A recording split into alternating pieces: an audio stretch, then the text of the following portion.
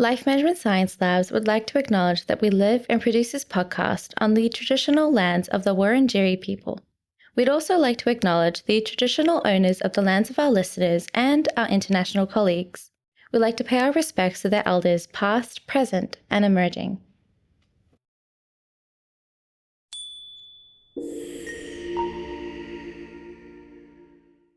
Hey everyone, and welcome to All Together, the Family Science Insights podcast, produced by LMHC, the Life Management Science Labs. We are champions of life management science, providing structured insights informed by science and inspired by practice on key aspects of conscious living. Each week we bring you scientific and practical insights on each element, with the expert knowledge of professionals in the field. I'm your host, Dina Sargeant. Let's get started. Hey guys, and welcome back to another episode. Now, compromise is a very important part of communication, and every couple communicates in their own individual way. So how does compromise really help resolve or minimize the marital disagreements that come across? To help us answer that question is today's guest. She is a licensed psychotherapist specializing in familial and intergenerational trauma. Duygu Balan, thank you so much for joining me. Thank you for having me. It's a pleasure.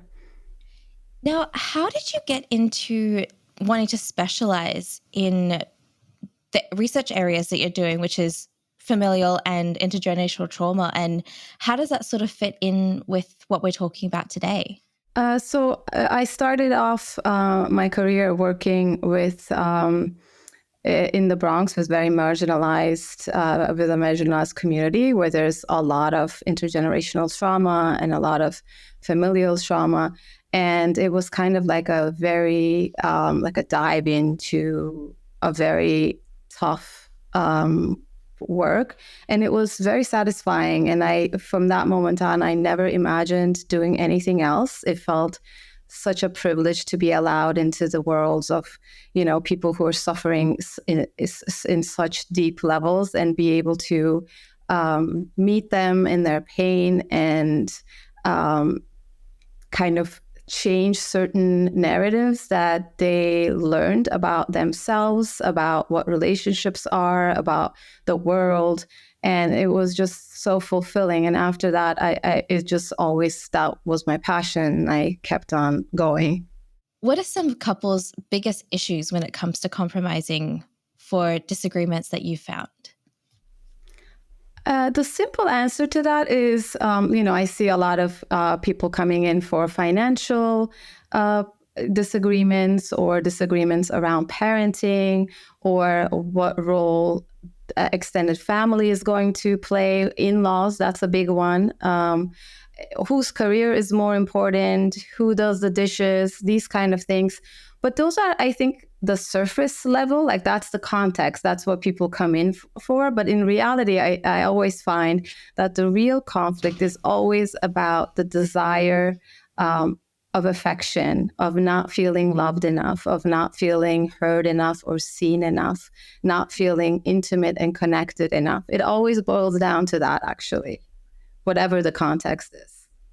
Wow, that's an even bigger issue, especially if that's not what they're realizing themselves as well throughout their relationship, is the fact that they're just having a lack of something rather than the other one not putting in as much of effort or fighting over disagreements and big situations that come across.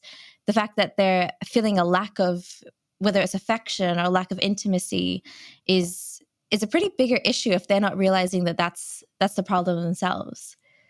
Yes. And that's what we all want, right? We all want to be loved and cared about and seen and valued. And when we get messages that conflict with that, whether those messages are real, like whether our partner actually isn't giving us enough affection, or whether those messages are from old wounds that are getting triggered in the relationship, that is, I think, the biggest source of suffering in a relationship. Mm-hmm. Well, thank you so much for that introduction. Before we get deeper into it, I'd love to get to know some of your interests and maybe some recommendations by playing a little icebreaker to help us get warmed up for today. Sounds great. So to start off with, do you have a favorite book that you could share with us? I do, actually. My favorite book, I read it a couple times already, is Tomorrow and Tomorrow and Tomorrow by Gabriella Zevin. I think it's just a beautiful book. Now, that is definitely on my list of to be read in my house today. I'm not allowed to leave with it. Take it out of the living room because it's my sister's book. So the minute I take it out, she's going to get severely annoyed. So I have to sit in the living room and read that, which when it comes to the TV, I'm always sickler for a TV over a book, but usually on the train is my ideal place of reading. So I've seen my sister cry after reading that book, and to see her cry, it must impact quite a bit. So I'm really excited to maybe get into that hopefully soon. It's going to be worth sitting in the living room without watching TV, trust me. Oh, no. Okay, great. Something to look forward to. Now, do you have a movie that you've recently watched that you could share with us? I watched You Hurt My Feelings recently, and I actually really loved it. It's about an author and a therapist, actually. And I saw so many things of my own life in both of these characters. Mm-hmm. It was, it was a little eerie, actually, but I loved it. It was just such a honest, such a real, funny movie, also funny. So, yeah, I definitely recommend it. It's definitely fitting in with the topic that we're talking about today when it comes to marital relationships and, disagreements that can come about as well. So no, that's a really interesting pick. What made you really connect with it the most? Well, one, I think there's a lot of elements that resonated because, like from my own life about, just writing a manuscript and getting really caught up in it. And then the kind of like the conversations about what support is between a couple. I think it shows it really well. I don't want to spoil the movie, but I think it shows that so well how what like a true support means and how it can land in misunderstandings. It's just very beautiful. So it resonated in multiple levels. Okay, well, that's great to hear. And I'm definitely going to be looking into it after the show and find out more about it because it sounds very fascinating to me. Now, how about when it comes to podcasts? Do you have a podcast that you could recommend to us today? Well, your podcast, I love. Oh, great. The praise. I love the praise. Yeah. I listen to Esther Perel's podcasts a lot, and I really love her. She's definitely one of my idols, and I love like the kind of like therapy scenes that happen, like this one sessions she does sometimes, and it's just I love listening to that podcast a lot. There's a lot. There's a couple others, but yeah, I would say Esther Perel is definitely one of. I see her as a teacher, and she's very inspirational to me. Mm-hmm. No, that's amazing. I feel like you have to really connect with the host of the show as well, really deeply, in order to really want to listen to a podcast with multiple episodes. There needs to be like a huge connection between yourself and the host in order to make it really effective. Mm-hmm. Yeah, that's true. Now, when it comes to a role model, either professionally or personally, do you find yourself looking up to a particular person or maybe a group of people that really have had an effect on you? There's so many, actually. And to be really honest, the people that had a really deep effect on me were many of the people that I worked with. Especially, I worked with a lot of youth offenders while I was in the Bronx, and they have left a very significant imprint on me and inspire me every day. And in terms of, as I mentioned, Esther Perel, she is definitely a role model. I look up to her a lot, and I really respect the work she does with couples. I think she's a very vibrant personality, and there's so many others. I mean, so many others, authors and philosophers that have influenced my work and my soul. So it would be hard to pick. There's a lot. Yeah, no, I'm definitely there with you. I feel like there's no one particular person that you take a lot of your inspiration from. There's always like a little bit here and there that you find yourself being like, okay, I like this part of this person, or I like the work that this person's looking into. And so much of create yourself as well. I think that's a big part of it, where you're always finding multiple people that you can sort of have an influence with or be influenced by. Yeah, and also different areas. Music definitely influences me and my work a lot as well. So there's a lot of musicians and a lot of, I find literature very kind of soul feeding, and I love, what literature can do. So there's a lot of novelists that do the same. And I think in this line of work, like when you're working with, humans and about the human condition, it's just any kind of creativity can really move you in deep ways. So yeah. Yeah, it's very romantic, I think, especially when it comes to relationships. It's that whole idea of poetry and films always having that romantic side that create the whole expectation and ideal that marriage is supposed to bring into reality. It's supposed to sort of be uplifting, but there's a lot of other realities when it comes to marriage as well that I think we're definitely going to get into today. So thank you so much for answering those introduction questions, and I hope that you're really warmed up to answer these harder questions that we're going to be looking into today. Yes, I'm ready. So I know that everyone has a very different definition of family and what sort of creates a family, either professionally or personally. Do you have a definition of family that you could share with us? So traditionally, the idea of family is the nuclear family, and it consists of the mother, the father, and the children, and then there's the extended family. Mm-hmm. And now, of course, that's changing tremendously. There's many different configurations and many different relationship styles, and there's blended families and extended families and adopted and foster families. So I think now the definition of family is more matching the diversity and the cultural background, which is refreshing and very important. And the way that I see family is unconditional love, emotional support, and caring. So, and the chosen family concept is becoming really big too now, because in the past, we were born in a certain area, and many people just lived in that area and were related to the same community and were connected to their extended families. But now people are moving around a lot more, so it becomes more and more necessary to choose people within proximity. So the concept of a chosen tribe is becoming more and more prominent and more important. Mm-hmm. And I think as clinicians, it's important to know this. Like, it's important to know that not everybody's family is going to look similar to yours or similar to what you understand a family to be.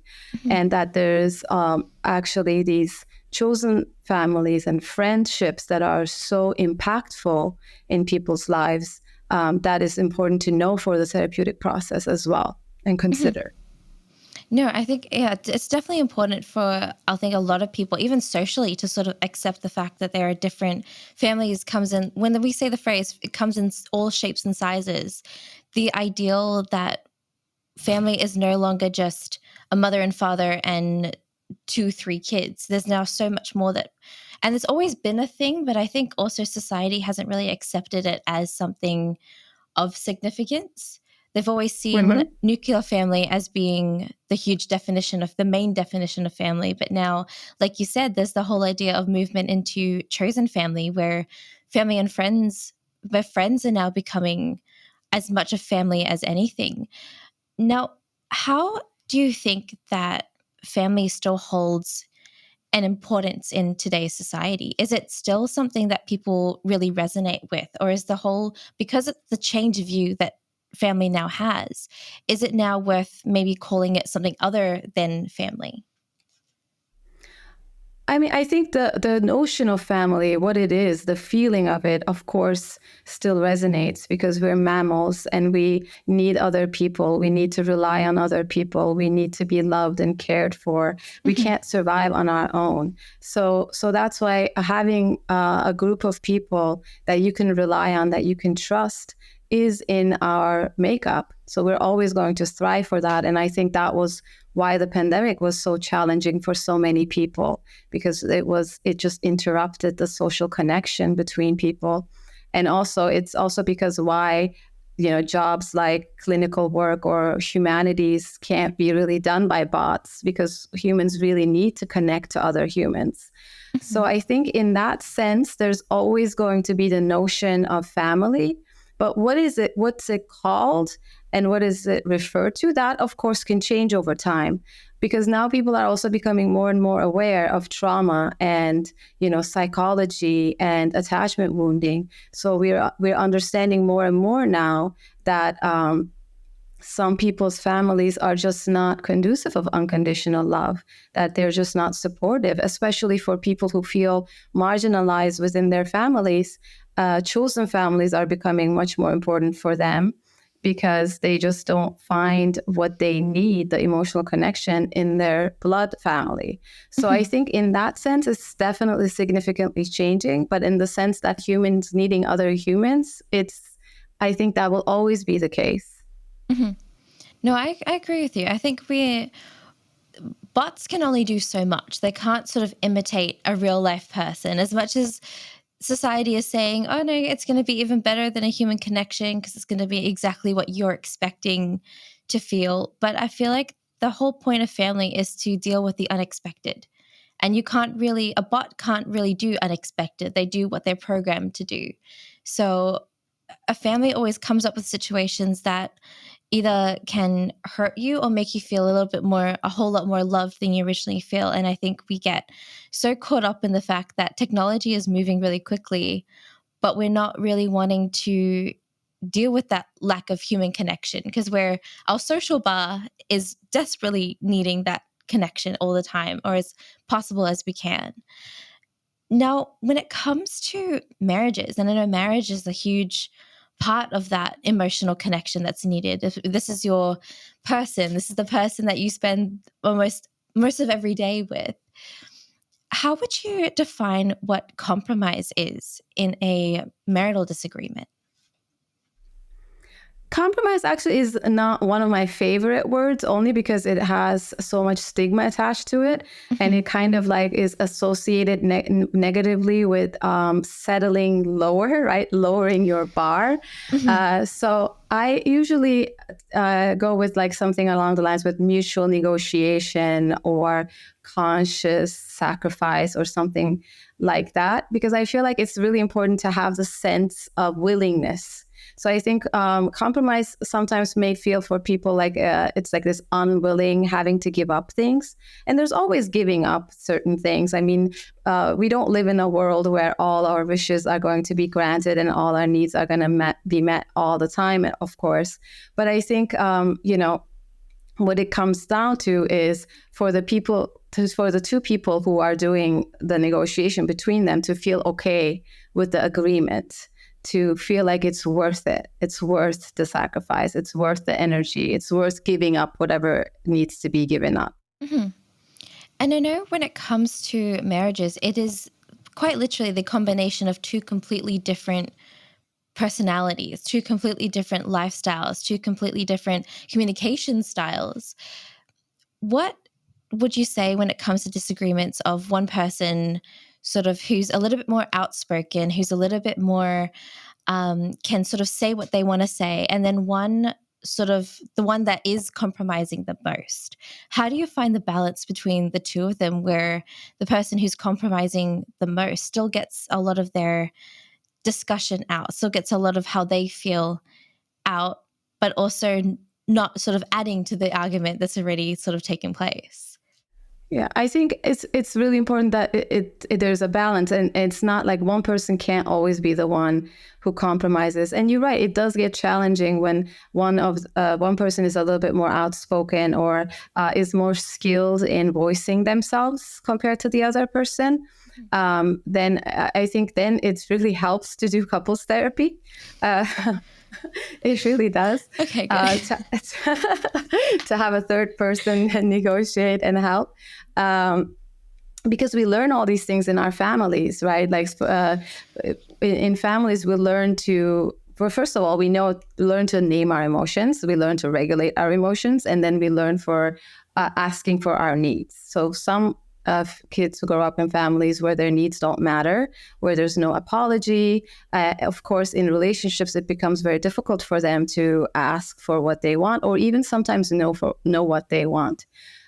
So I think it's that becomes very crucial to learn how to navigate that. So it's also requires some self-work to be able to understand and express your own needs. And then I think it just comes down to, and also sacrifice is not necessarily, the equality in a relationship is not very measured, right? It's not tit for tat. It's not like I did the dishes tonight, you did the dishes tomorrow night. Nothing has to fall equally 100% because it can't. But the division has to feel okay. So it doesn't even matter what it looks from the outside. Like if one person looks like they're always the one who's doing most of the chores, but if there's an agreement where the other person is maybe doing the finances or managing outside relationships or being the main breadwinner or whatever it might be, it's more important that they agree in the way that it's designed, that it's custom made according to their lifestyle and their needs. And that might not look very equal from the outside, but they might be okay with it. So I think it always goes down to the culture of the relationship and the agreement and the contract between the couple, which never looks the same with another couple. No, and I think that's the worst part about relationships is the fact that there are so many people having an opinion on it. There are so many people who, especially if you sort of seek advice from a friend, that friend can easily say 10,000 other things that are adding to your own head about, okay, this is how it's supposed to look like. But that whole word of how it's supposed to look like doesn't really work for the two of them who are in the relationship dealing with each other every single day. It definitely. And I think this goes for so many other things. This goes for what it means to be a woman, what it means to be a man, what it means to be a parent, like all these roles. I think a lot of the traditional norms actually of what it's supposed to look like are pretty outdated too. So, we're all changing. And I like to think that as humanity is evolving, we assess these traditional norms and we recreate our own norms that work for us. Like, for instance, I am Turkish. I'm Turkish, and I've been here in the Bay Area for many years now. And there's certain things that I adapt from my own culture, and certain things that I adapt from here as I'm raising my child, and in my couplehood too. And it's kind of a custom-made family structure and a custom-made way of celebrating, celebrations, and how we grieve and how we acknowledge each other and what our day-to-day looks like. I think that's very important to do. It's very important to choose the things that work for you and your family and let go of the things that don't. Mm-hmm. What are some other common challenges that a lot of couples face when trying to reach that point where they're both compromising, or they both feel like they have found their own little path to go on that they both are happy with? I think it's always about the intention. So I think, for instance, when the person, whatever the sacrifice is, like, for instance, sometimes people have to move to locations that they don't really want to live in for their partner, because maybe their partner got a job, or maybe they got accepted to a school or something, or maybe there's a family member that needs to be taken care of. And I think in situations like this, for instance, it's important that the person who's doing the sacrifice is allowed to grieve their own losses, and they're allowed to have their emotional reactions, because the understanding of a sacrifice, this willingness to it, is also a little bit of a myth, because it's okay to be sad when we have to let go of things. And I think it's important for our partner to allow us to feel the way we are feeling and acknowledge our feelings and support us. So I think a lot of that is missed often. We don't really, when we're sacrificing things, that the expectation is for us to never express any negative emotion that goes with it. But that's not always the case. There's losses and losses hurt and there's pain. And I think when in a relationship, when it's allowed to have that pain, that is very different. Also, intention matters a lot. Like, for instance, if one person feels like they are manipulative or selfish and don't really have the partner's best interests, then, or don't have their back, then that can also, then it's important to earn the sacrifice, basically. Like, you have to, in a couplehood, you have to earn the other person's care and sacrifice. And if it feels like they're manipulating you, or if it feels like they're prioritizing their own needs and their own agenda over yours, then of course it doesn't come organic. It doesn't feel natural. Feelings like resentment start happening, and disconnection starts happening. So I think intention is the most important piece in negotiation or agreements between couples. One of the big things that you did say was communication. And I know not every couple, barely any couple is really great at communicating, I think, because every couple has very different ways of communicating. So how would be the best way to start communicating about the feelings that one person is feeling over the other, or maybe the sacrifice that one person in the couplehood is making doesn't really agree with the rest of them?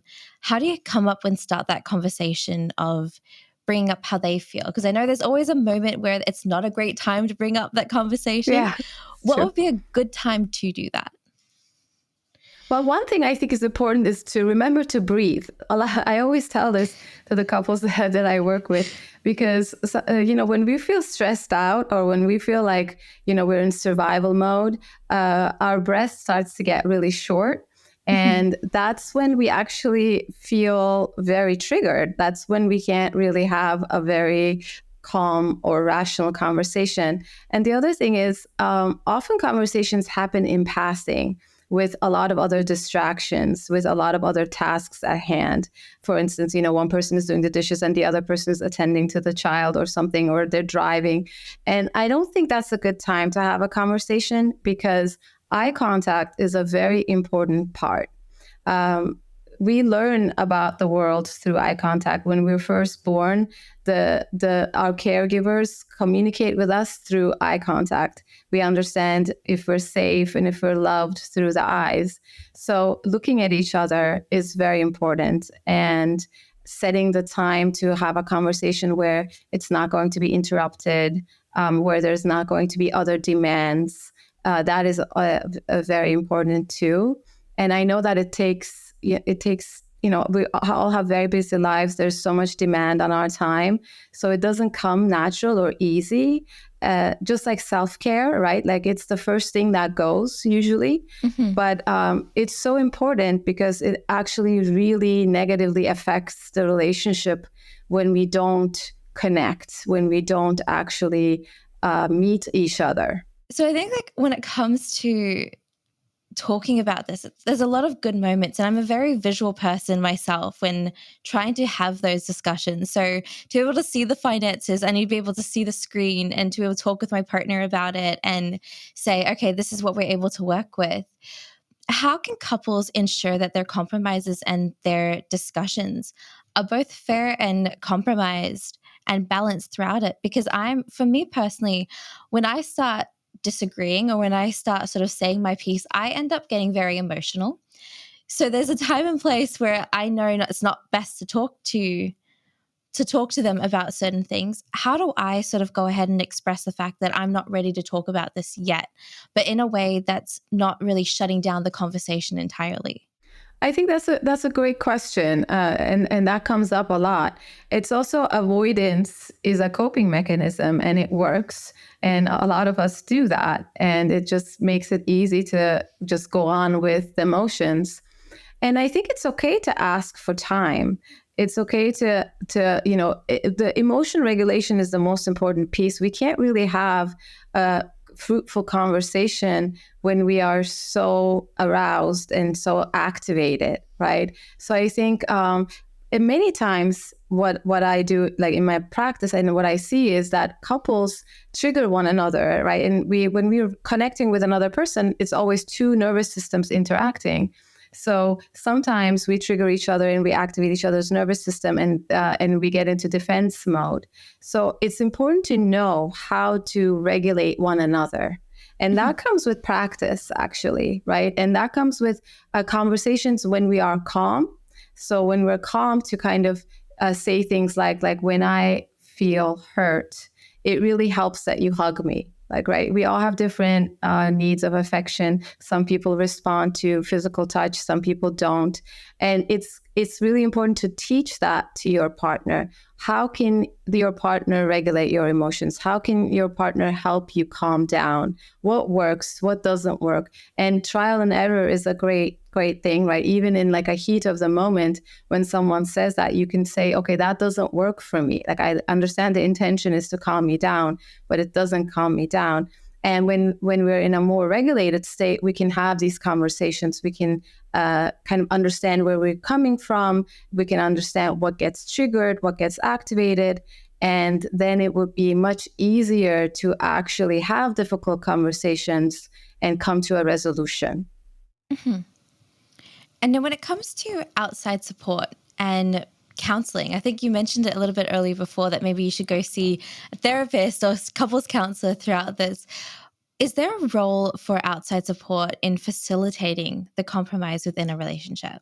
Of course, I think definitely there is. I think we also we choose our partners. I think sometimes for because of certain narratives that we were taught, and it's really important to be able to understand the patterns that we fall into.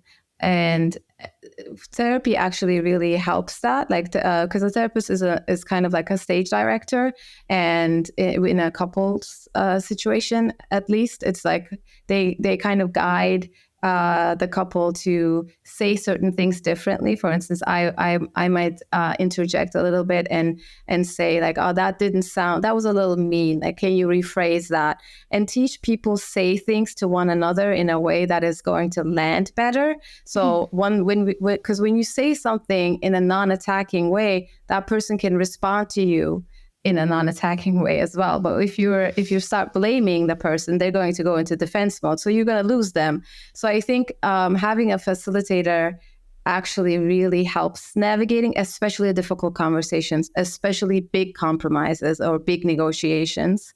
It really works. But it's not a must. Like, not everyone wants to do couples therapy, and not everyone has to, right? Like, there's many different ways of negotiating and many different ways of healing your relationship, but it definitely requires energy and time and effort. So it's not going to change on its own. It definitely needs some tending to.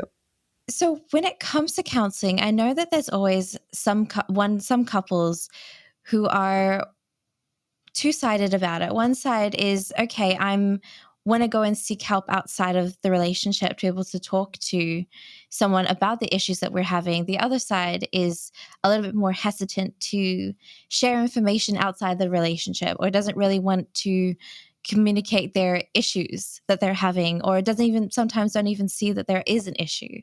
How would you go ahead and sort of convince the other partner to be able to seek help and say that there's nothing really wrong with asking advice outside of the relationship?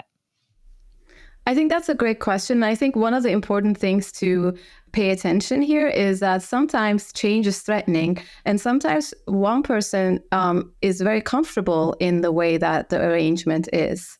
Their needs are being met, or it really works for them, where the other person actually feels very uncomfortable in the relationship or not very seen in the relationship. And I think if that's the case, that's important to have that conversation, because in a partnership, it's really crucial that both people are content and both people feel safe. And when I say safe, I don't mean just physical safety. I also mean emotional safety. So like that their voice matters, their needs matter, that their emotions are valid and okay. So when that's the case, if one person is unwilling, I think it would be a very important conversation to have, and to seek support. And we all need help, right? Like we all need help with basic things. We need help in our relationships. So that, I think that would be the way to phrase it, that sometimes it's too much for us, and we can get caught up in certain patterns and certain cycles that we might need an outsider to guide us through it. No, I think that's a good piece of advice, because I think it's a really difficult thing. I mean, I can understand both sides. One side who's wanting to seek help and who's just wanting to find new ways of communicating, whereas the other side is a lot more private and wanting to keep things within the relationship, which, it does work for sometimes, but I think there's some conversations that really does need extended help, or does need sort of a little bit more advice as to how to deal with certain things. I mean, it's similar to, I guess, when you're talking about banking. You go and trust your banker, or you go and trust your bank about things to do with money, but even that's outside of the relationship. That's to do with joint accounts and things like that. So it's seeking help in the emotional sense, I think, is just as important as seeking help with an accountant or your bank as to how to deal with finances. Definitely. And also in a couple therapy situation, of course, it's confidential, and the couples therapist is there kind of like as I said, like a stage director to guide the couple, and they're there for the treating the relationship. So I mean, that is definitely an important piece to it, that it's still a very private thing. Yeah. Yeah. And I think people forget that as well when they talk about, let's go see someone else. But it's not like you're talking to a friend. And I think it's very different when you're talking to a friend, because that turns into a piece of gossip to tell the rest of everyone else in the world. But as you're talking to a therapist, it is a very private thing where they're just there to help. They're not really there to say anything outside to anyone else. Everything is kept between them. And I think it's a very important part of having that healthy boundary within a relationship as well. Also, with like friends or other family members, then there's opinions and there's personal agendas and there's personal value systems. But in a therapeutic relationship, the therapist they're just there to serve the relationship in a couples therapy situation. So their personal values, their personal stories, their daily struggles is not really relevant. So I think that's also, it's a very objective perspective. So that's also very different. So they're only there to serve the relationship. So a therapist's role is to understand the culture, as we were talking earlier, the culture of the relationship, the dynamic of the relationship, the value system of the relationship, and then tailor the treatment according to their needs. Whereas from outside help with personal relationships, that it might get a little bit complicated in terms of they might have their own personal needs or own personal opinions and agendas. So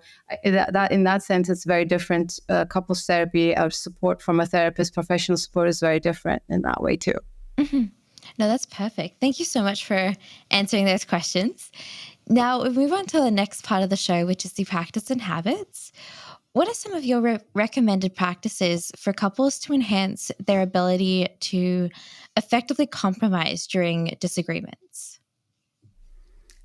So as we mentioned before, kind of touched on before, one of the things that is very easy to just take off our to-do list is to spend quality time with one another as a couple, because of the daily demands and the chores and childcare and all of that. And it's very important to schedule it in, actually. That's one of my recommendations. And it doesn't always have to be this candlelit dinner or this like movies and like this big grand date. A lot of people kind of aim for that. And I think it's great. But sometimes it can be a 20-minute walk. As long as there's just room for connection, as long as there's room for, the valuing the time of being together in a hectic life, it doesn't always have to be this big plan. And I think we get caught up in that a lot. And that's why oftentimes we miss doing that, because it's just sometimes not conducive to have a whole evening. But it would be possible you can do anything for 20 minutes, I think. So that's one thing that I always tell people, that, it's important to put it in the calendar. It's important to be intentional about it. Just like anything else, for me personally, when it gets in my calendar, it gets done. But when it doesn't get in my calendar, it might not get done. People even put drinking water. They have water apps to remind them to drink enough water. Yeah. So why not have a reminder that, you go out for a walk with your partner in the evening on Wednesday, for instance. Mm-hmm. Yeah. How often would you set up sort of doing something with your partner? Would it be twice a week or once a week? That's sort of, depending on everyone's schedules, I guess it would be. Of course, I think that's very subjective. Of course, it depends on and some people don't even spend time in that same house all the time. There's travel, there's, separate homes. There's many different, as we said, configurations. But in general, I think in a couplehood, I always find it good practice to connect every day, whether it's just a like brief connection, like for instance, in the morning and in the evening, to acknowledge like the day and then close off the day. It really makes a difference, I think. Of course, it depends and it's not a must. But I've seen it work very well for so many people. Just like even like taking time to say good morning to each other, again, with eye contact, or maybe sharing a cup of coffee, or looking at the news together, or whatever it might be, to start the day. And then in the evening too, sometimes people don't go to bed at the same time, which is fine. And many people don't, but just acknowledging the end of the day and checking in, and just like having a little bit of a practice. So again, just as I said before, it doesn't have to be a whole evening, but even like 10 minutes of acknowledging each other's existence, or if you're not together at the time, sending a text or something like that, just to kind of turn on and then turn off together. That is always good practice, and works really well, because we always want to be connected, and the day signifies something, right? The day is the beginning of the day, and the end of the day signifies something for us. So if we're in a partnership, I think there's value in connecting during those times. So it's almost like romanticizing your life a little bit with your partner of, okay, I'm going to enjoy this 10 minutes that I have, and I'm going to enjoy it completely with you. And I guess it goes without saying to have no phones or no distractions throughout that 10 minutes, where it's just the two of you just spending time together. Of course, but many people connect through watching something together, if there's physical contact or something. I mean, I never have that many rules around it. I think it right, like, of course, not having phones is always a good idea. But if you're doing it together, like if you're watching a movie together, and then maybe you're making comments and maybe you're touching each other, I think that is a connecting moment. That counts, I think. Yeah. Okay. Perfect. No, that sounds. I think that's a great advice. I think not having any rules or boundaries there, I think, is just as important, because if you put too many rules, then it's like it starts an argument of one person not really paying attention the same time as the other person. It sort of forces that connection rather than just let it happen naturally. That's true. Yeah. Okay, perfect. No, thank you so much for answering those as well. Now it leads us really well into the open mic section of the show. This gives you a chance to talk about anything that you're passionate about, or maybe something that we didn't really touch on throughout the show. So I'll give you the last minute or so to talk about something that's on your mind for us today. Something that's on my one thing that is very important to me, I guess, is that I really value the representation of therapy and healing practices in media, like in podcasts and literature and movies. So, podcasts like this, I think it's so important to talk about these and have these discussions, because mental health is the key, right? It's the most important thing, the most valuable thing we have is our health and our mental health. And that's one of the things that's very close to my heart. So I also write fiction, and that's always been storytelling, I think, has always been a very important piece to my healing process. And also, I've seen so many people heal through reading really good literature, and literature that actually deals with deep emotions and the human condition. Mm-hmm. So that, I think, is always something that's very close to my heart and very important to have representation, more therapist characters, more therapy scenes, and more conversations about difficult topics like, managing relationships or toxic relationships, or even like things like domestic violence or abuse, things that are uncomfortable to talk about, but are so necessary to talk about. And mainstream media is such a good outlet and such a good tool for that. It also allows to kind of have these feelings that we maybe can't have for our own, but we can have for the character. So it also allows like these emotional processing for many. So that is one thing that I would like to see more and more. And I'm so refreshed that it's happening. So that's definitely an important thing for me. Yeah, I think therapy has a really bad rep in like mainstream media previously. I think in the last couple of years, I think it's getting better. It's getting more normal for TV show characters to say, oh, I've been going to therapy, I'm talking to a therapist. Like those conversations are really normalized.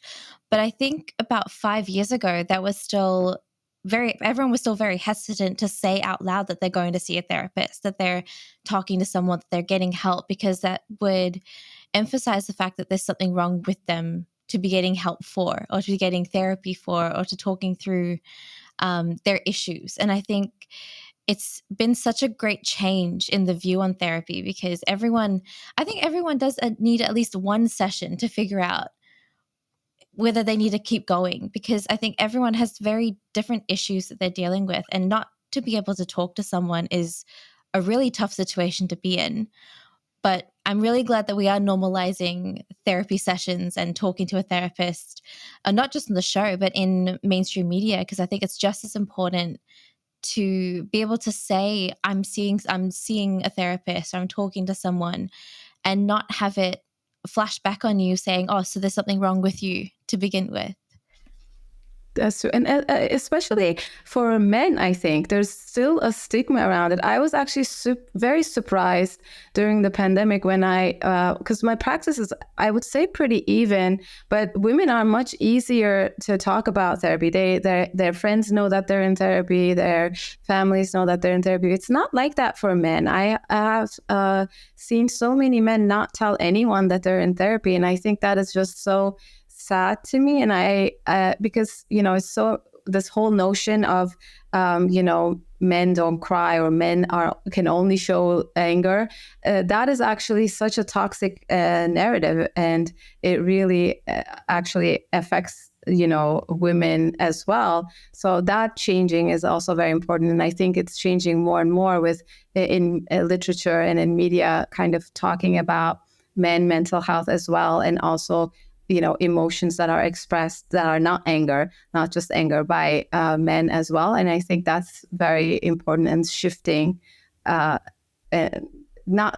like rapidly, but slowly. So it's No, I think it's definitely getting there. And I love the fact that when it comes to therapy, like advertisements, that there are men who are sort of being the actors on it, because it does sort of normalize that quite a lot, saying, oh, I'm talking to a therapist. And they're saying that as if there's no harm in it at all, and there's nothing to be afraid of. And I think it's such a great way of sharing the fact that it is a normal thing to go and talk to someone. It is a normal thing to go and seek help, and maybe deal with situations in a different way than what you were originally dealing with it. And no, I think it's such a great way that society is going. Like you said, it is going slowly, but at least it's going in a more positive direction than it used to be. Yes, so, definitely. Thank you so much, Duygu, for coming on to the show today and talking about this, and talking about the whole idea behind compromise, and why compromise isn't a bad thing. It isn't sort of pushing one person's needs over the other. It's really about finding that balance. So thank you so much for coming onto the show and sharing that with us today. Thank you so much for having me, and thank you so much for doing what you're doing. No, I'm glad to be facilitating conversations like this. Now, if our audience would like to find out a little bit more about you, is there a place or maybe a website that I can send them to? Yes, so it's my name, duygubalan.com. I'm also on Instagram with the same name, and I'm pretty easy to find. Okay, perfect. I'll definitely have the link down below for anyone who's wanting to find out a little bit more. Thank you so much again, Duygu, for coming on to the show. I hope you guys Thank you so much. I hope you guys learned as much as I did when it comes to compromise and its importance. I'll see you all in the next episode.